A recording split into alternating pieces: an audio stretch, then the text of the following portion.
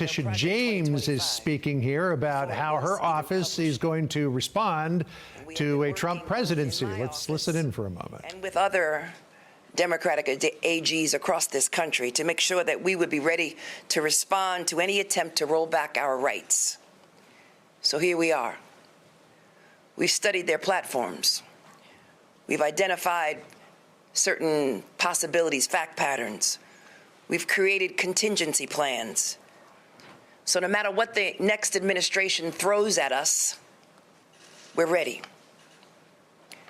We're ready to respond to their attacks. We're ready to respond to any attempts to cut or eliminate any funding to the great state of New York, as the governor outlined. So despite what has happened on the national stage, we will continue to stand tall in the face of injustice, revenge, or retribution. We will continue to protect our most vulnerable and marginalized amongst us, because it is my sworn duty and responsibility to lead that fight, working with the governor of this great state, Kathy Hochul. This is not the time to be fearful, New York, but faithful and steadfast, knowing that I, as the Attorney General, along with my entire team, we are guardians of the law, and we are prepared, my friends, to fight back. Thank you. Be people tomorrow, we're going to be handing clothes at the dry cleaners to people who don't have papers. There are going to be people who are going to be cleaning your teeth tomorrow who don't have papers, and they're terrified tonight. And so it's easy to blow this off. Oh, look at the elites. They're going to get their comeuppance. It's not the elite that's going to pay the price. It's people who woke up this morning with a dream and are going to bed with a nightmare.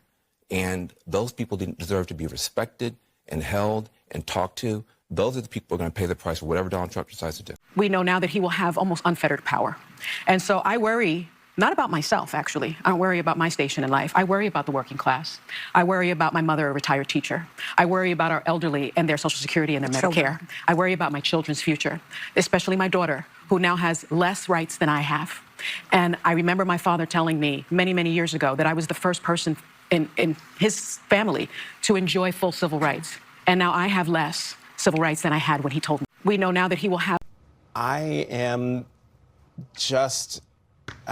mystified that despite all of that, he's gaining support compared to 2020. And it gets back to something I said earlier at some point, one of the hours ago, that who are we as a country? And we're starting to find out. And from what I'm seeing right now, I'm not sure I like it.